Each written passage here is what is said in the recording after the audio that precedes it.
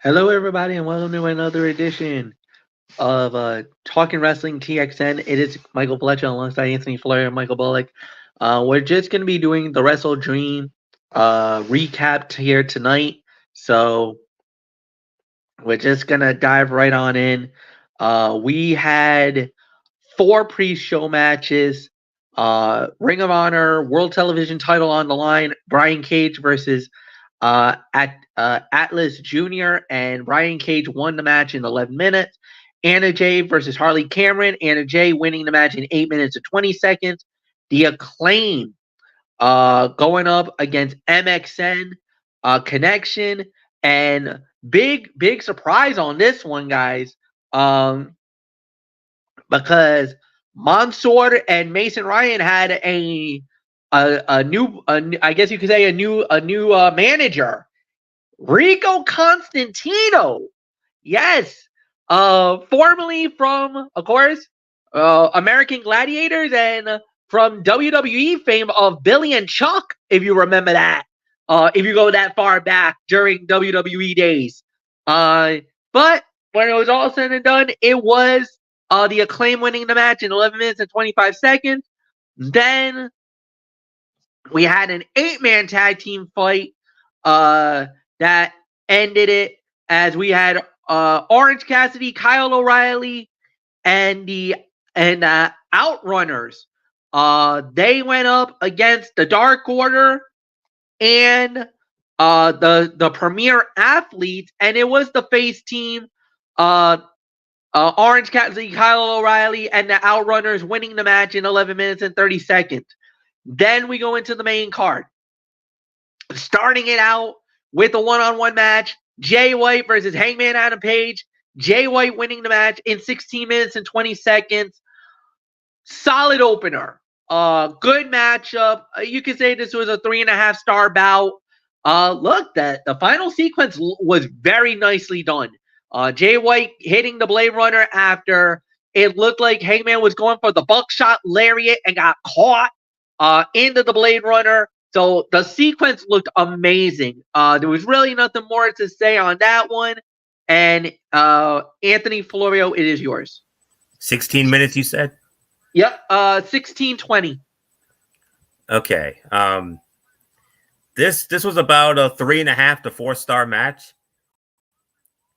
They told a story in this bout. Every big move mattered, and their rivalry felt genuine by how they fought. This was a perfect example of doing more with less.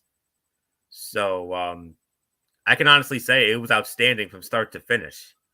Huge win for Jay White. That might be his biggest singles. That might be his biggest win in his singles career to date. You beat a guy like Hangman Adam Page, a former world heavyweight champion, tag champion, and all that. One of the top guys. Who knows? This could be the beginning of some big things for Jay White. You never know. So, huge win for him. 3.5 to 4. Michael Bullock, come on in. Without question, biggest win of Jay White's singles career to date. Oh yeah, this was definitely, without a doubt, the biggest win for Jay White since joining AEW. When you beat a former world champion like Hangman Adam Page, you know you're doing something really good. So there's really nothing more to say. 3.5 to 4. Next match, Fletch. Mariah May versus Willow Nightingale for the AEW Women's World Title. Mariah May winning the match 10 minutes, 50 seconds. Anthony, it's yours. 3.25, 3.5. This was an energetic and competitive bout that made both competitors look great. As the only women's match on the main card, they represented the division well. And they had a fun final sequence that ended with Mariah May hitting Storm Zero for the win. And this was a match that started off well and kept getting better. So 3.25, 3.5 stars for me. No surprise about the outcome. So a little too soon to take it off Mariah right now. So 3.25, 3.5. Michael Bullock, what says you? Yeah, 3.25 stars for me. I mean, it was a solid match here. I mean, yeah, like you said, it's too soon to take the title off of Mariah May. I mean, does Willow Nightingale deserve it? Absolutely she does, but Mariah May just won it, and you need to give her a good run with it. So the outcome was never in doubt. So 3.25. It's yours, Fletch. I could say about 3.25. I'm in somewhat of an agreement with this one, but yeah. So nothing more to say. Next up, we have it's Jack Perry going up against Kotsuhori Shibata for the TNT title. Jack Perry winning the match in 9 minutes and 20 seconds. So Michael Bullock, it's yours. This was about a 3-star match here. I mean, no surprise with the outcome. But the thing was, after the match, you had a lot of things go down. I mean, it looked like Jack Perry was gonna do more of a beatdown on Shibata after the match. Then out comes Daniel Garcia.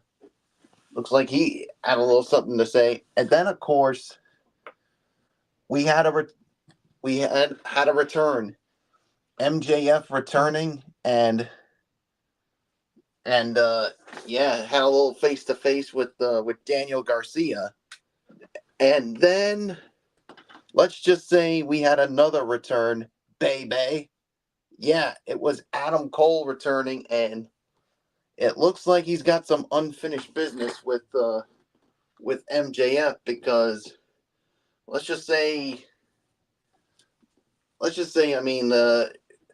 Cole hasn't forgotten about some of the things that MJF has done. So that's all I'll say on that. So really got nothing more to say on this. Fletch, I mean, the match was good, but we had all these returns. But the interesting thing is, and this really caught my attention, Fletch. I mean, Adam Cole returned, but he's not with the Undisputed Kingdom. But can you elaborate on it? There's not really much to elaborate right now. I think we got to wait and see what's going on. Maybe this is just Adam Cole just, on his own. You can just say that right now he has his own thing, because remember, MJF screwed him over.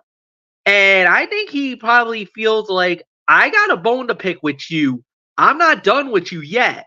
So does he really need the Undisputed Kingdom? No. He could do this on his own. I mean, Adam Cole coming back, and you saw who was the first person he went right after? MJF. So he doesn't care. He's going to do whatever he wants to do, and he's looking for payback more than anything else. So that's what I think is going on. Yeah, like you said, it was fine for what it was worth. So 3 stars, nothing more to say. And Anthony, it's yours.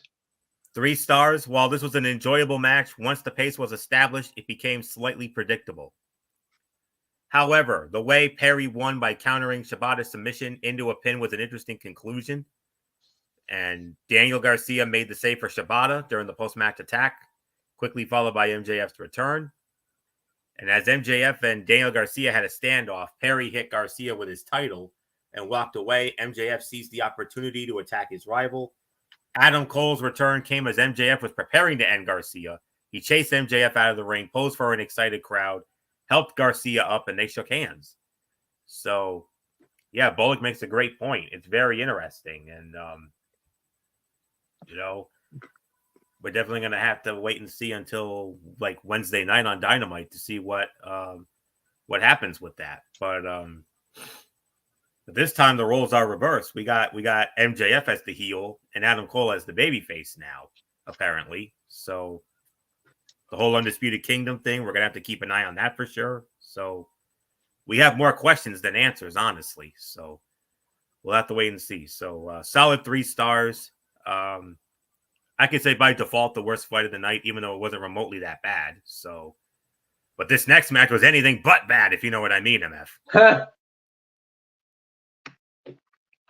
To me, honestly, the fight of the night: Konosuke Takeshita, Will Ospreay, Ricochet, triple threat for the International Championship. Winner of the bout, 20 minutes and 45 seconds, and new AEW International Champion was Konosuke Takeshita. Okay. I have to say this was without a doubt one of the best matches I've ever seen. And this was the biggest highlight of the entire show last night. To me, honestly, this was close to 5 stars. This is about 4.5. The great psychology and everything about this match made it absolutely amazing.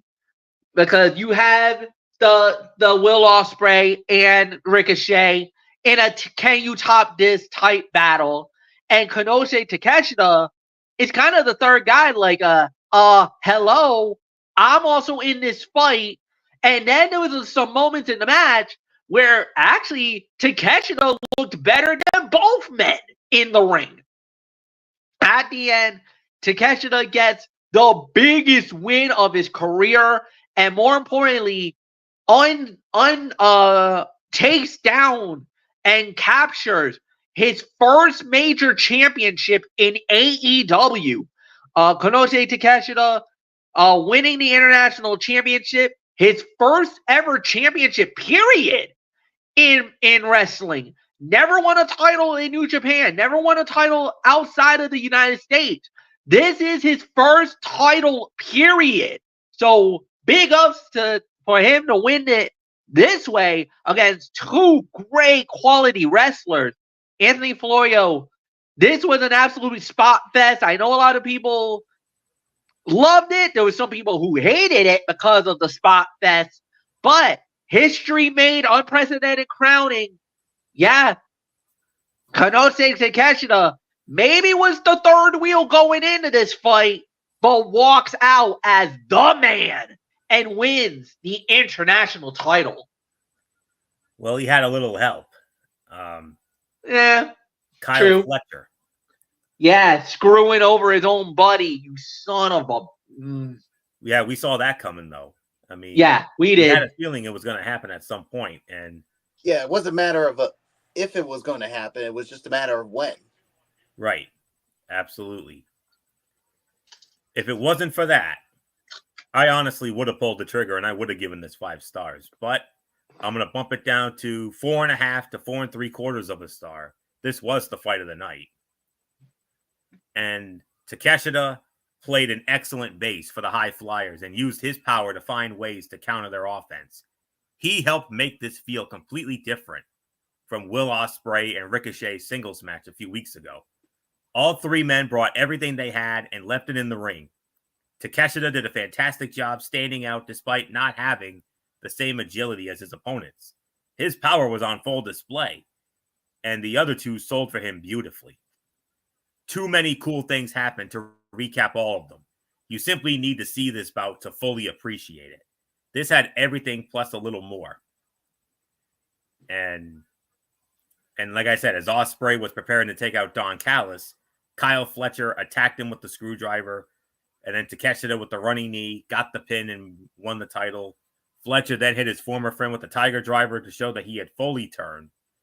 And, I mean, Ospreay took some wild bumps, made it look easy. Ricochet hitting a 450 out of nowhere was amazing. This match had more backflip counters than most shows have all night. So, man alive, excellent match. And like I said, if it wasn't for that screwy finish there, I definitely would have called this a 5-star classic. But for now, it's 4.5 to 4 3/4 of a star, and it is the fight of the night without question. So, not much more to say. Michael Bullock, come on in. There's no doubt about it. Will Ospreay versus Kyle Fletcher. That match needs to happen at the earliest possible date. Perhaps Full Gear or maybe a future Dynamite. I don't know. Yeah, it's going to happen somewhere down the line. And I think a match between these two, I think it should happen at Full Gear. Because, I mean, Dynamite is... I mean, yes, it's kind of a big stage, but you need a pay-per-view to make that happen. So, we'll see what happens with it. So, 4.5 stars, fight of the night. And like you said, I would have pulled the trigger and given it 5 if it weren't for that finish with Kyle Fletcher basically now screwing over his now former friend. And come Wednesday night, Will Ospreay's going to demand answers on why somebody he trusted turned on him. So yeah, so Konosuke Takeshita with the huge win and finally winning a singles title in AEW. So 4.5 stars, fight of the night. Next match, Fletch. Under Intercontinental rules, for the best 2 out of 3 falls, the Beast Mortals versus Hologram. The winner of the bout, 2 falls to 1 in 16 minutes and 40 seconds. Hologram. Anthony Florio, it is yours. Yes. Another 3.5 this was about a 3.5 to 3 3/4 of a star match.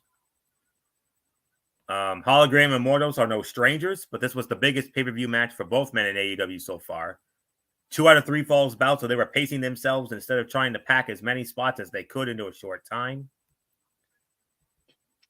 Hologram won the first fall, but a gorilla press slam on the ramp slowed him down significantly. Mortals won the second fall, so it came down to the third fall, and Hologram won after a long but entertaining battle.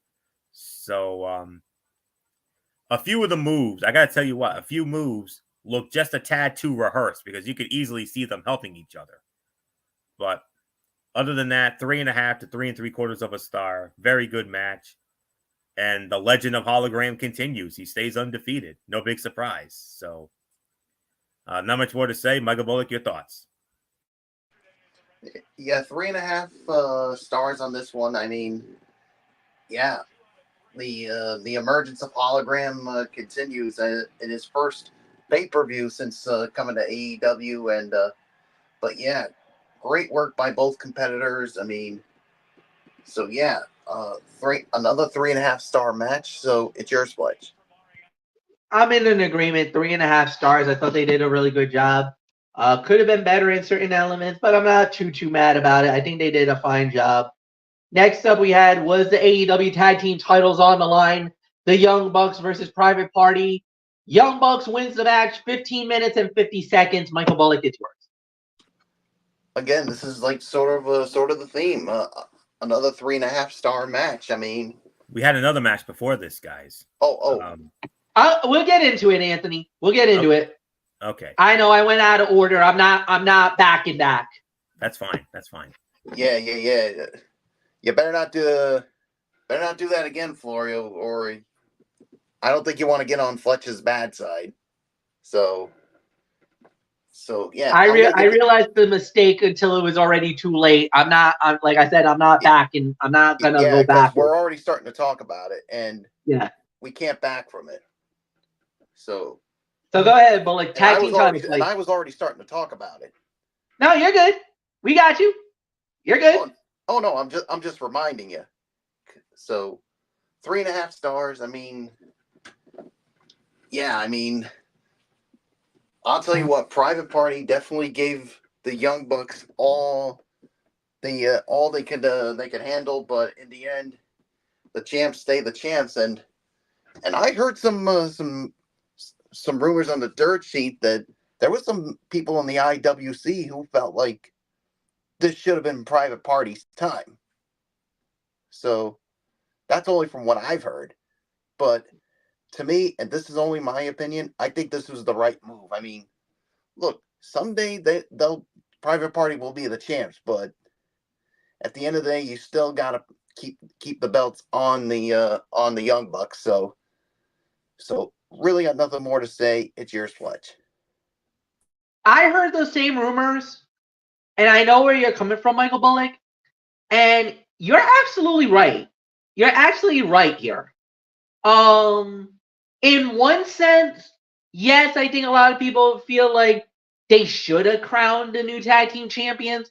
Give Private Party the moment. They've been busting their asses for a little while now.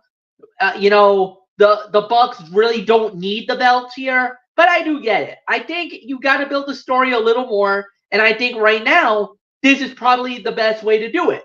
So there's really nothing more to add. So I get it. 3.5 stars. You're right, Anthony. It's yours. My apologies for that little botcheroo there. I apologize for that one, guys. So, all right. All right. Most of this was a standard Bucks match, but this was also a standpoint performance for Isaiah Cassidy. He hit several impressive counters and moves that kept the crowd invested. All four men did solid work, but it felt like this was designed to make Private Party look good, and it succeeded. Quen and Cassidy have been patient, and AEW is finally portraying them the right way. Both teams had several close calls before the match finally ended, with the Bucks winning with a TK driver. And Zay was very, very emotional after the loss, and who could blame him? I mean, this honestly was their best chance to win the titles, and unfortunately, they come up short again. So, why do I have a feeling it could be building to them maybe winning the titles down the road? It's very possible. I still feel they are the best tag team that has yet to win the AEW World Tag Team Championship, but you know. It is what it is. And yes, I saw something on social media earlier that there were people in AEW that were pushing for them to win the titles. And then the Young Bucks channeling their inner Hulk Hogan said, that doesn't work for us, brother. Yeah, of course not. But, it is what it is. So another 3.5, 3 3/4 of a star for this as well. Teetering on 4. No doubt about it. So now let's go to the match that was actually before this match. MF, it's all yours. Yeah.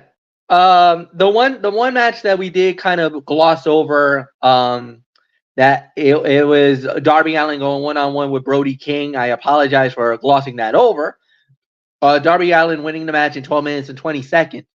It was a fine match. I'm not going to say it was the greatest thing in the world, but I will say that the right man won. Darby needs to get a big moment. It looks like they're putting him right back in the title picture and then anything else. Now, there's some people that are going to feel like, damn, Brody King losing. I mean, what else can go wrong? Because it doesn't look like the House of Black is getting any push at all. Like, they literally stalled. Like, Malachi Black, Buddy Matthews, even Julia Hart, we hardly ever see her anymore. So it's almost to a point where, what's the point of having the House of Black in AEW now? There's some people that are even asking for the House of Black to be released from their contracts and join WWE. We do know that Malachi Black and Buddy Matthews most likely will get signed by WWE. There's enough where Triple H is very high on Malachi Black, a.k.a. Aleister Black from WWE. And we all know how much he loves Buddy Matthews. So I'm pretty sure if these two guys become free agents, if their contracts run out, I don't think we're going to see them on the free agent market very long. Because I'm pretty sure Papa H will scoop both of them up immediately and not even hesitate to bring them back. So, I don't know. Like I said, 3 stars, solid bout. Anthony, it's yours. Yeah, 3 1/4, 3.5 about. The majority of this was Brody King dishing out a lot of punishment while Darby Allin made occasional comebacks. It's a common pattern in matches with this kind of size disparity between opponents. Darby Allin was eventually able to win after 2 coffin drops, one of which was on a set of steps. It was good, but it felt like it was lacking something that's hard to explain. And then the longtime rivals shook hands to a round of applause. And what you just said about Malachi Black and Buddy Matthews. I mean, you put them in WWE, put them on Raw, because Malachi Black married to Zelina Vega, Buddy Matthews married to Rhea Ripley. Could you imagine those two, Malachi Black and Buddy Matthews, in a possible feud with the Judgment Day? Maybe, and who knows? Maybe they could be future World Tag Team Champions. I could see that. I really could. But they have to get signed by them first. So maybe a little foreshadowing, but just something to think about. So if those rumors are true. So for right now, this is about 3.25. I think 3.25 is the best I can go with it. So no surprise about the outcome. And Darby Allin will be mentioned again in a little bit. Trust me when I tell you. We're going to be talking about him in a little bit again. And I got some big things I got to say about that one. So 3.25 for me. So Michael Bullock, it was about a 3.25 star match. But what do you think of MF's little theory there about Malachi Black and Buddy Matthews possibly going back to WWE, and my little theory? I could see that. I could see that happening. I could see them going back to WWE and maybe on Raw, because it makes sense. Because like you said, Buddy Matthews is married to Rhea Ripley, and Malachi Black is married to Zelina Vega. So I could see that happening. Oh, yeah. Yeah. I mean, we'll see what happens with that. But yeah, Fletch, like Fletch said, it's like they built the House of Black. I mean, as this dominant force, and they haven't been used lately. And I think it's high time that if you're not gonna, maybe it's time to, when their contracts are up, that they go to WWE. And I think another thing too. Well, let's not forget another thing. Julia Hart is still hurt.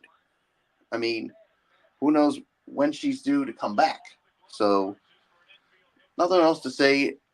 I'll give this about 3.25 stars for this match. So nothing more to say. I think I think we're on to the next match. Yes, what my buddies like to call the co-main event of the evening. Mark Briscoe versus Chris Jericho for the Ring of Honor World title on the line. Mark Briscoe wins the title. He keeps it, successfully defends. 15 minutes and 20 seconds. You know what? I got to give it to Anthony Florio on this one. He was the one that called it. He thought that Briscoe was going to keep the title. We were kind of a little thinking that maybe Jericho walks away with the title, but they decided to keep it on Briscoe. So the title remains in the Briscoe family, and I think there's not much argument on this one. Even though the fight was okay and fine for what it was worth, there was really nothing more to say there. I could say about maybe 2.5 to 3. Anthony, 15-20. Mark Briscoe gets it. Yes, you were right. You got that one. I'll give you the credit. Briscoe keeps the title for them boys. Yeah, the code of honor was not observed, and both men began throwing shots. And this was more about Mark Briscoe trying to make Chris Jericho pay for bringing up his late brother Jay than it was about the Ring of Honor World Heavyweight Championship. When Big Bill interfered, Orange Cassidy showed up and drove him off with a few orange punches.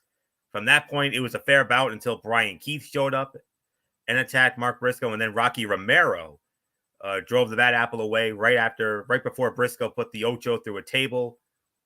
Big Bill had set up earlier, and I'll tell you what, Mark was incensed, and after taking several punches, he unloaded, and then he hit his own J Driller for the win. Solid encounter, but won't stand out much due to the rest of the show being so good. And you notice Mark Briscoe had a noticeably more serious demeanor. I mean, he can be a little funny ha-ha at times, but not in this particular match. And say what you want, but this is one of Chris Jericho's better performances in 2024. He looked spry in this match. So I'm going to give it a solid 3.5 stars for the effort here. So, and I had this feeling about Mark Briscoe. I mean, Chris Jericho does not need the Ring of Honor World Heavyweight Championship. He's already had it before. And this was about giving Mark Briscoe a monumental win. And it is a monumental win for Mark Briscoe. So not much more to say. 3.5 stars. Michael Bullock, your thoughts? Yeah, I'll give this about 3.5 stars. I mean, yeah, this is Chris Jericho's best match in a while. I mean, especially when you're in there with Mark Briscoe, and yeah, we saw a serious side of Mark Briscoe. Obviously, when Jericho brought up his Jay Briscoe, that's where it drew the ire of him, and that's when we saw the more serious side of him. So yeah, 3.5 stars. I mean, the outcome was never in doubt here. So that being said, Fletch, I mean, let's get on to the actual main event, and all I can say is this was the talk of the IWC, not just for the match, but for what happened For everything afterwards. included. Yeah. All right. So let's do it. Jon Moxley versus Bryan Danielson. The AEW World Title on the line. The winner of the bout in 27 minutes. And the new AEW World Champion, Jon Moxley. He's now a 4-time champion. But that's not even the big story of the whole thing. Then a beatdown starts. They tried to attack Bryan Danielson. It was Claudio, Marina Shafir, Pac. Wheeler Yuta came out to try to stop the whole thing, we thought. And then he turned on Bryan Danielson.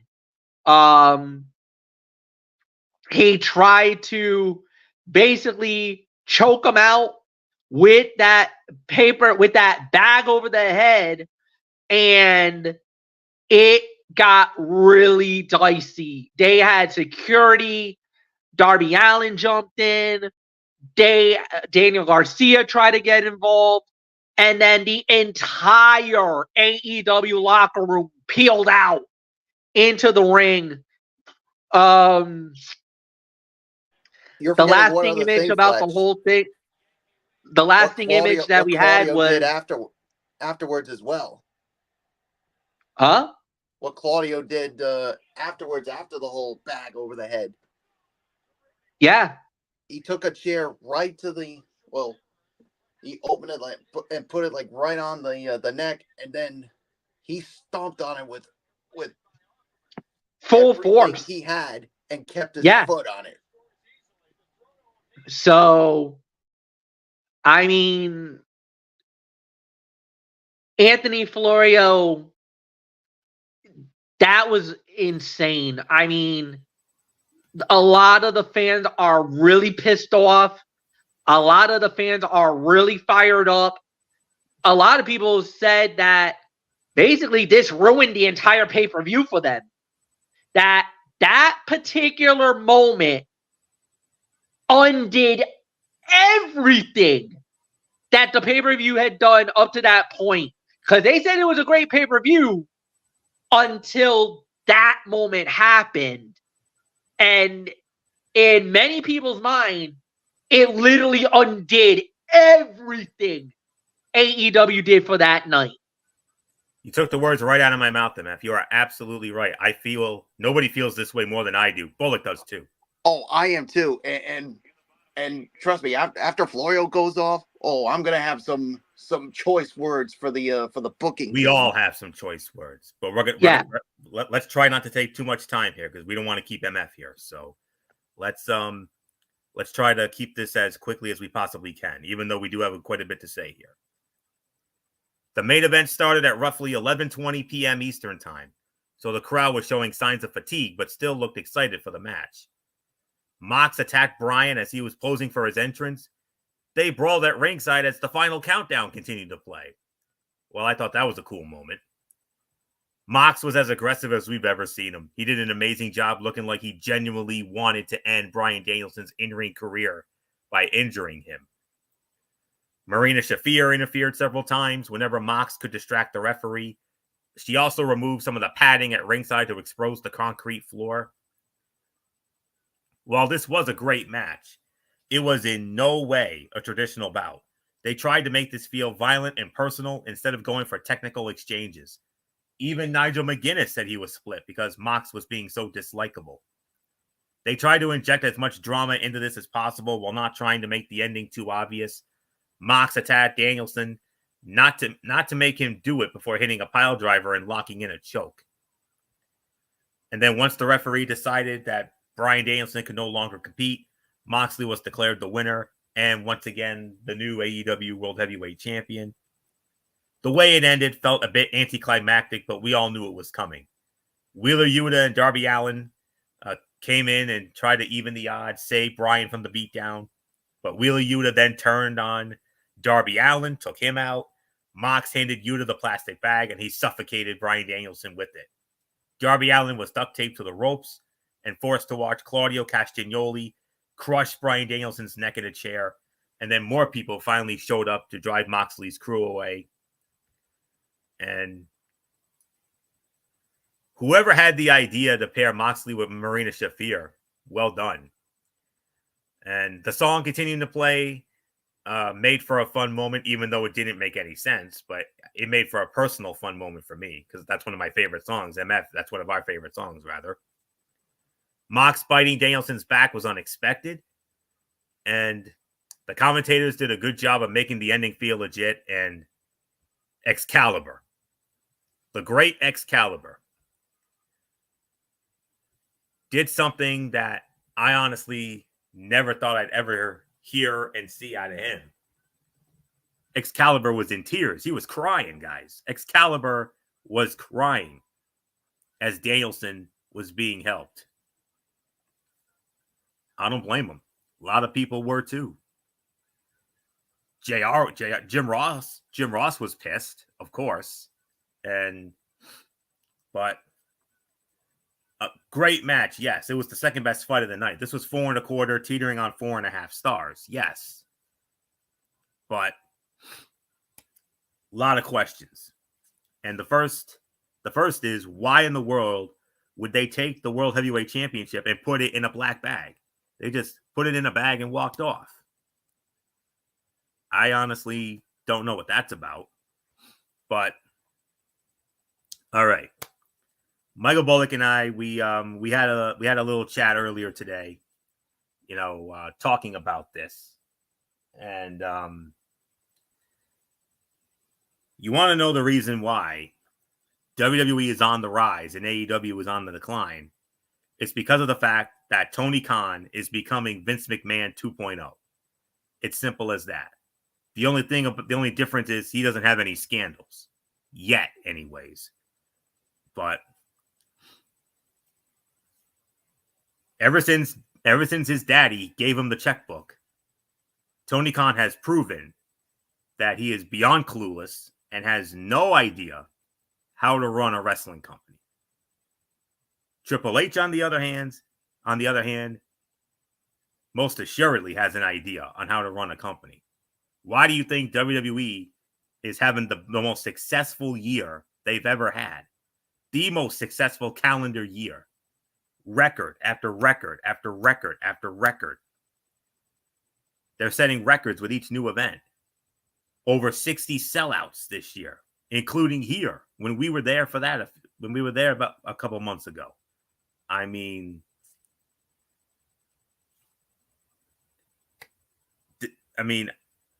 don't get me wrong. The match was amazing. From a professional standpoint, this was honest. My reasoning behind this is this was obviously done so they could write off Bryan Danielson. Because he needs neck surgery. That's no secret. He needs neck surgery. And this was done to write him off so he could go get that neck surgery. But at the same time, the way they got to it, though, it was hard to watch. It was sickening to watch. And most of all, it was downright scary. I mean, it was definitely the scariest ending to a pay-per-view. Probably since the night that the late Sid Vicious, Psycho Sid, had the leg break. I mean, that was the scariest ending to a pay-per-view. The WCW Sin pay-per-view, January of 2001. I thought that was the scariest ending to a pay-per-view. But No, this tops it tenfold. I honestly thought Bryan Danielson was dead. I really did. But thankfully, he is not. And in all honesty, I think Bryan Danielson, it's obvious, Bryan Danielson's full-time in-ring career is over. And could he wrestle on occasion? It's a possibility. Once he gets the neck surgery and, everything's all good. But this is another case of Tony Khan taking it beyond too far. MF always talks about crossing a line. He always talks about there are certain lines you can cross. But this is one of those times, another time for that Tony Khan this year has more than crossed the line. The blood and guts match. Jack Perry, when he took that chair shot to the head. We're still seeing chair shots to the head. We're still seeing headshots. Not just with chairs, but other things. It is crystal clear to me that I say this. It's crystal clear to in my personal opinion that Tony Khan does not give two flying you-know-whats about his wrestler's safety. He doesn't give a damn. As long as he's making that money and as long as he's got daddy's checkbook, he ain't going to give no crap. Triple H, on the other hand, he cares about his wrestler's safety. So, if we were in a wrestling promotion, we would damn sure care about the wrestler's safety. We would never cross that line. But Tony Khan man, on the other hand, well, you're the Titanic. This is like the Titanic, guys. It's slowly starting to sink. And if they keep doing and if Tony Khan keeps doing this asinine booking of his,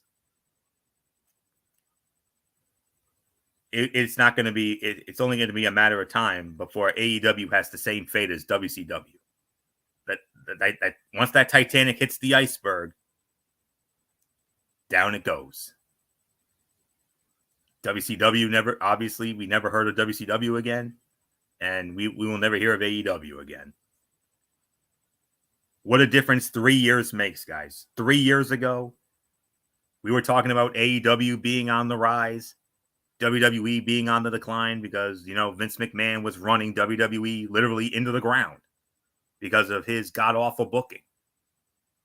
Fast forward 3 years later, WWE more than steadily on the rise, AEW more than steadily on the decline, and Tony Khan, man, well, Tony Khan is basically the new Vince McMahon. Doesn't give a damn about his wrestler's safety. His booking is for his own personal pleasure. And that's it. You wonder why attendance is low? You wonder why ratings are going down? It's because this man has no idea how to run a wrestling company. He needs an education to help get him a clue. And that's all there is to say on that. So, great match, yes.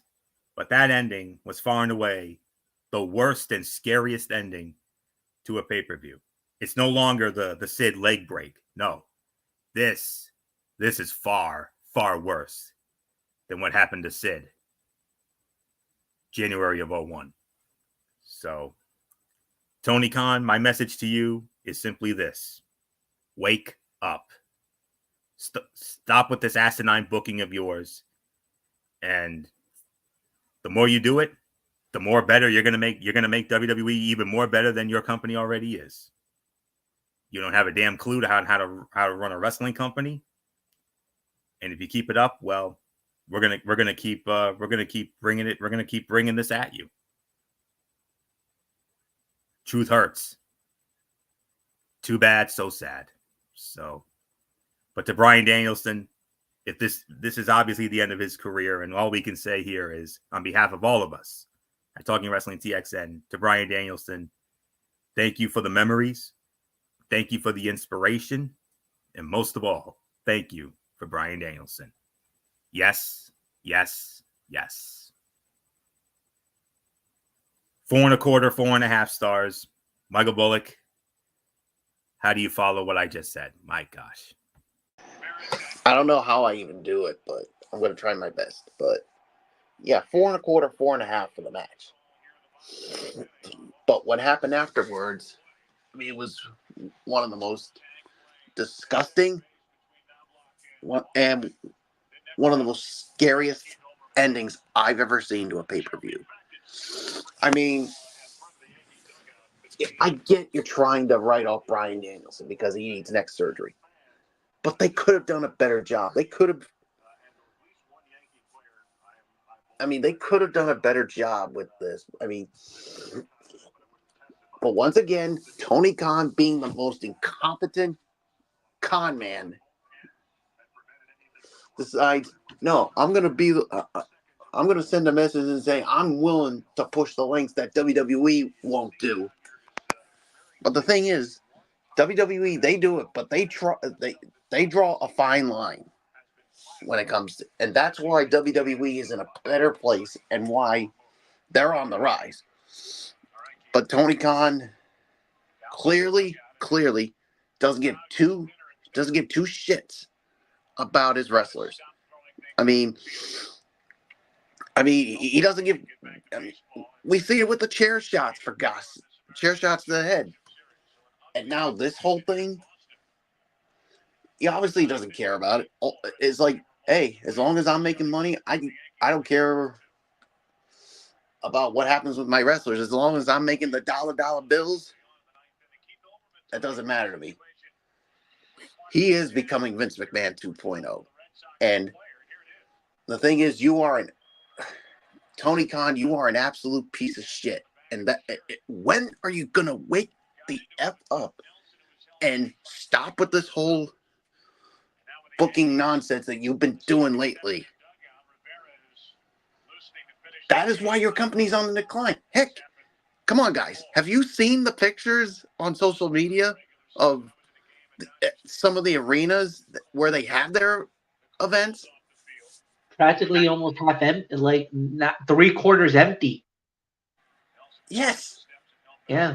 When is Tony Khan gonna realize it and like, I need to make things better? And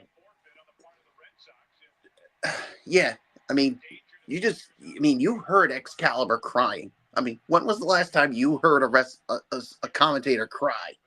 Yeah. Over something like this? And the thing is, the whole arena was just dead silent. You could barely hear a pin drop. Yeah. And all the wrestlers came out. Even Adam Cole came out during this. Jeff Jarrett, too. Huh? Jeff Jarrett, too. Jarrett, Darby Allin, Mark Briscoe, Orange Cassidy, Daniel Garcia, the Private Party. Yeah, Orange Cassidy was out there too, and him and Darby Allin.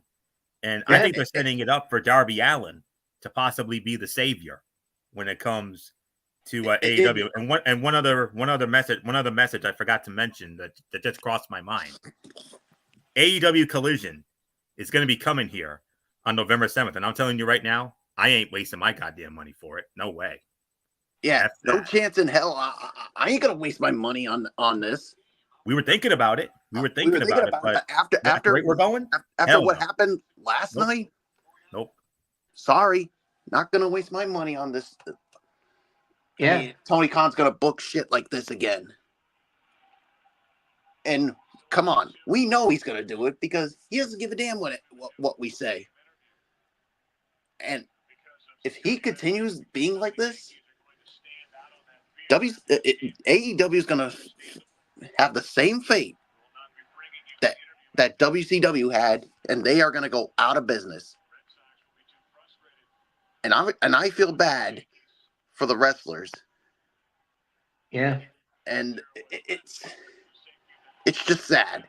It's sad, but as long as he's getting those checkbooks from his dad, he's probably gonna do whatever the heck he wants to do, and not give two shits about what happens with the health and safety of his wrestlers. Tony Khan, you need to wake the F you need to wake the F up. And you need to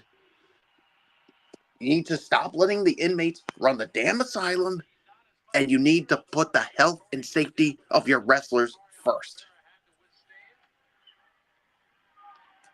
Because if you don't, more and more fans are going to stop coming to your shows.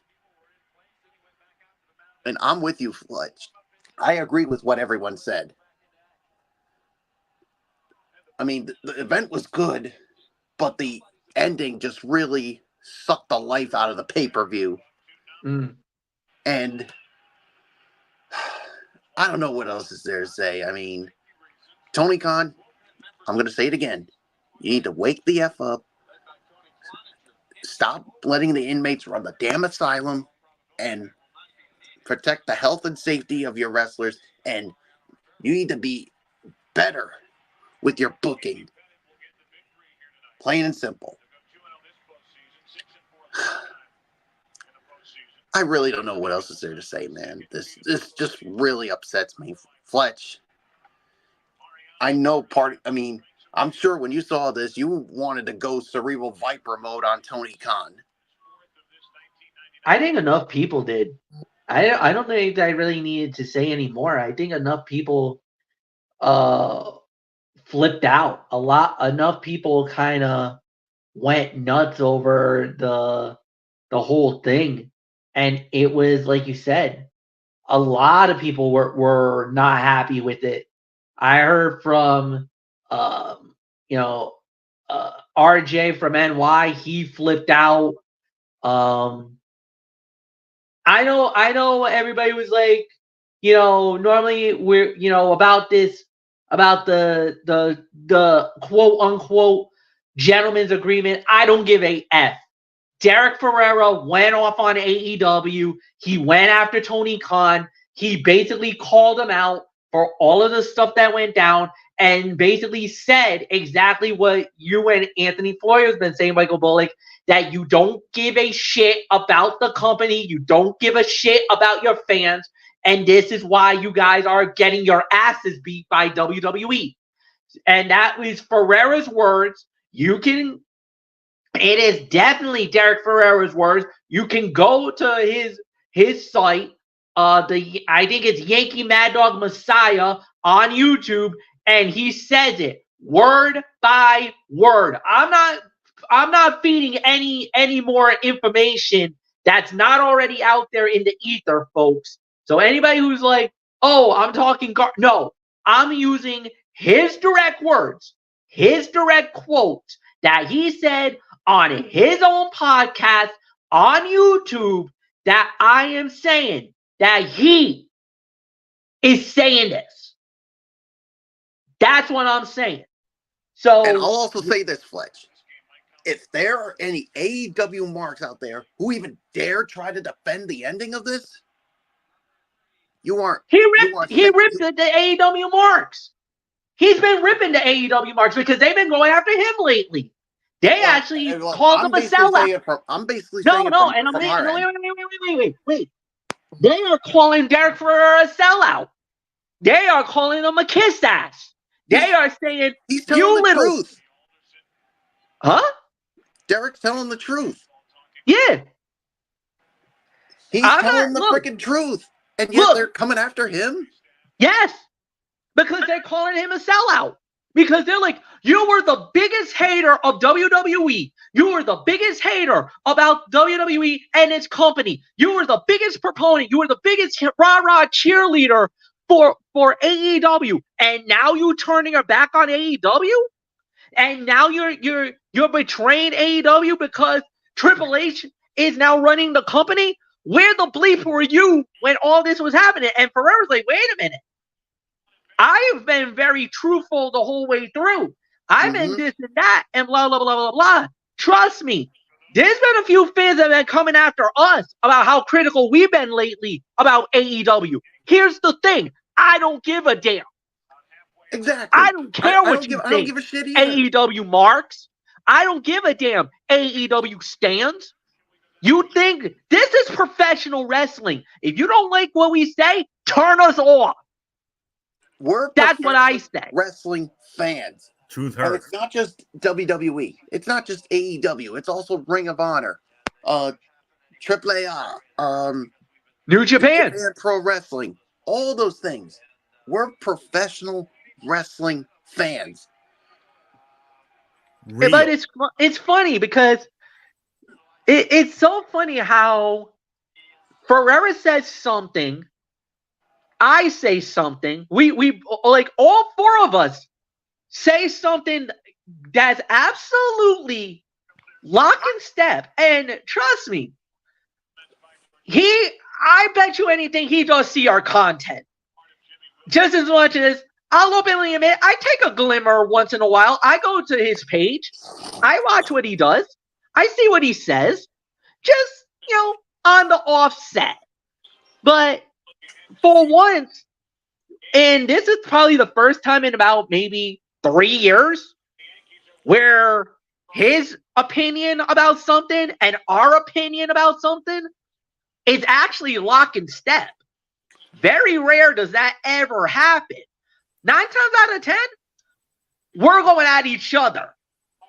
We may disagree with something he says, or he disagrees with something we say. Hey, that's part of the business, baby. We get that. So, and the thing, like I said, if any AEW marks try to defend this ending, you guys are sick in the head. No, and like I said, JD from NY, he attacked it. He was very vocal about it. Ferreira jumped at AEW. He basically went after their throats for what happened last night. And he's been, like I said, he's been very critical about AEW. But then again, we've been very critical about AEW lately as well. So there's been nobody who's been defending what AEW has done, especially last night. And then you talk about the failing, all the steals and all this stuff and everything else. Then you hear about the deal with Time Warner, how some of the shows are now going to be streaming on Max. Hey, I don't mind that. I'm happy. I got Max. I got that for free. So I don't have to pay a dime for that. So good luck to all you other people that's going to have to pay $15 a month for that. I got a part of a plan thanks to AT&T. Thank you, AT&T. You're the best in the world when it comes to cell phone service, because I haven't had any problems with my cell phone. I'll say that. But anyway.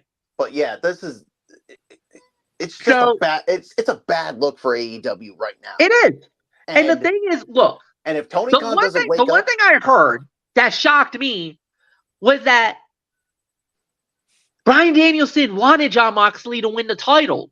He actually gave the okay and the blessing for him to win the title. Now, I don't know if he was okay with all this other stuff, but just like how there's rumors about that Undertaker gave Brock Lesnar the blessing to end the streak, now we're hearing that maybe it was Bryan Danielson giving the blessing for Moxley to quote unquote end his career.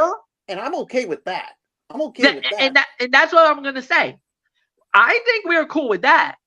But something tells me that really rubs me the wrong way. And I don't know. I don't think this is what Bryan Danielson envisioned. Well, the thing is this. Is it possible that this is his way of coming back?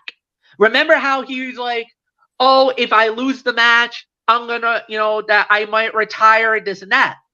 What if this tells us that this might be the avenue that I'm not retiring until I finish them, where I get back at them for what they try to do to me?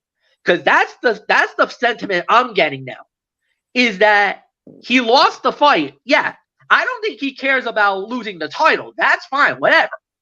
But I think it's now more personal now because of what they tried to do, what they literally did to him. So I'm pretty sure killed the guy. Yeah, now wait. So I'm pretty sure now Claudio Castagnoli, Wheeler Yuta, John Moxley, you three. Now, I don't care about Pac, whatever. But those three guys, particularly those three, are now in the crosshairs of Bryan Danielson. Danielson is going to be on a revenge tour now. And he is going to do exactly the same thing that these guys try to do to him. This is very personal. Huh? This is very personal now. Yes. And the thing now, is, here's the thing. And here's another thing. I just want to say one thing, Fletch. They're now enemies of a good portion of the AEW locker room. Oh, yeah. Because you saw them come out there and with concerned looks on their faces. Jeff Jarrett's probably going to want a piece of them. Darby Allin probably going to want a piece of them. Heck, I can even say Adam Cole would probably want a piece of them. Because but here's the one other thing. I'm just listing some names here. No, I get it. But there's one other part that needs to be addressed. There's an elephant in the room named Shane McMahon. Oh, I've heard that. Now, the thing is this. Like what we saw in 2001 with WWE. He's pulling the puppet strings, boys. Is it possible? Could AEW be on the verge of a hostile takeover? Is it possible? I think so. That AEW might be quote unquote under siege. Yes, I think so. Because if that happens, think about it. Look at all the guys who's a part of this group. Pac, Claudio, Wheeler, Shafir, Mox, Marina Shafir. What is all in common with all those guys? So I think they're answering to a higher power. That's what I think. And no, but they want to take over AEW. No. There's a puppet. You're missing a point. You're missing it. There's a puppet master here, guys. Not just a puppet master. It's Shane O'Mac. These are all guys who used to be in WWE. Well, with the exception of Wheeler Yuta. With the exception of Wheeler Yuta. But it's only with the exception of Wheeler. But think about it. Because of Mox and Claudio and the BCC. Yes. But again, think about it. Now we're seeing Bobby Lashley. Well, not yet. But there's MVP. Shelton. There's Sheldon Benjamin. All these guys are all former WWE guys. And they tried, and remember, they tried to pick a fight. They tried to bring over Swerve Strickland, and Swerve said no. And now they're dealing with that. There is something bigger in play that each and every one of us is not looking at. Shane O'Mac, yes, there's rumors about him possibly coming to AEW. If he does come to AEW, already there is a possible pattern here where we might have a quote unquote WWE versus AEW. Could this be the shot in the arm that AEW needs? But remember, this is Shane O'Mac. So obviously, this is a little different because you're not directly with Vince McMahon. And that's the big correlation here. Shane carved his own path. Shane did his own thing. And he's done very well for himself away from the WWE Shield. He somehow never got caught, never got stuck with any of the negativity, any of the issues that WWE is having. Properly with the allegations and everything else. Because For some odd reason, because fortunately for Shane, he wiped his hands clean and got out of it before the muck hit the fan. So Shane is safe. He could do whatever he wants. He wants to start a revolution. He wants to start a brawl. He wants to start effing around with AEW. I don't think a lot of people is going to be too angry about it. A lot of people are going to be satisfied. And the way that this company is going, maybe they do need a little bit of a shake-up, a wake-up call. You never know. Damn right. So we'll wait and see. We'll wait and see. But that's the real factor of everything that went down. Now, does it suck that it went down like this? Absolutely. Because it stunk the whole place up at the end of the night. Tacoma, Washington had an incredible show, and the foul stench of that ending absolutely paralyzed the entire night on us. Exactly. Because we were shook into the core. We all were angry. We're all not happy. And the last time this happened in wrestling, go back to WrestleMania 38 when Roman Reigns successfully defended the WWE Universal Championship over Cody Rhodes. And remember that crap storm that WWE had to deal with that night? I rest my case. So, nothing more to say. Yeah. So,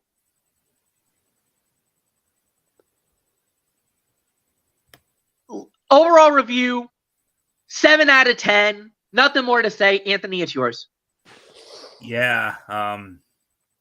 The second annual Wrestledream pay-per-view was a solid show from top to bottom, but like all pay-per-views, a few moments and matches stood out. The returns of MJF and Adam Cole were expected. The betrayal by Kyle Fletcher was a good call. And Rico making an appearance was definitely a surprise. Jon Moxley and Bryan Danielson put on a brutal fight. Mariah May and Willow Nightingale had a great performance. And Shibata and Jack Perry worked well together. But the two bouts that stood out the most were Hangman Adam Page versus Jay White. And, of course, the international title match with Will Ospreay, Ricochet, and Konosuke Takeshita. If you like storytelling, Mox and Danielson may be your favorite match, but for pure bell-to-bell action, Ospreay, Ricochet, and Takeshita delivered. The fallout from the main event will be interesting to watch. While no blood was shed, what we saw was some of the most violent imagery on an AEW show. And as we just demonstrated a few moments ago, without a doubt, there are bound to be mixed feelings. Abso-freaking-lutely. And I don't know what else there is for me to add. So I'm sending you guys the article that I just found regarding this. I put a little snippet of it in our little chat here. I guess it's I guess there's a character limit on it. So I just sent you guys the whole thing, and you can read into that what you will. So so for me, I think MFU slightly underscored it. I think it's more of a 7.5 to 8 for me, but still a very good show. Just a horrific ending.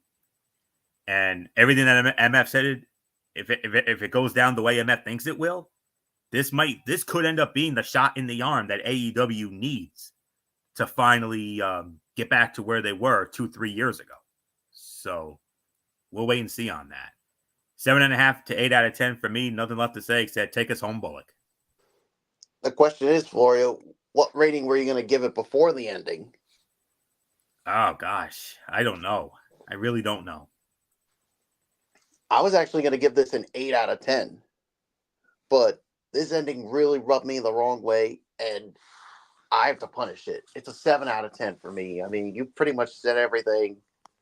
Let's just call it a night, Fletch.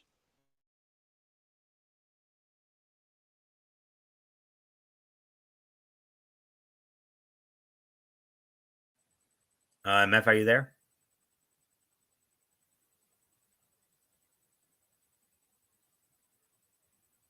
Oh, we lost MF. We lost him. Yeah, we lost MF. Hopefully, I don't know. I'm guessing maybe it was hopefully it was I don't know if he hit the wrong button or if there was a technical issue. I don't know, but hope. Okay, Oh, there he we is. got MF. All right, MF's coming back in. All right, MF, we got you. Sorry about that, guys. So we're done for the night. Tomorrow night, Ridiculously Raw, hosted by Anthony Florio. Monday Night Raw, and his Tony's Take, 10:30, folks. Remember, we got the new start time now. So 10:30, not 11. 10:30. Tone 25. Then we'll run the rest of the week down. So until then, have a good night, everybody. Well, so long for now. Bye-bye. Yeah?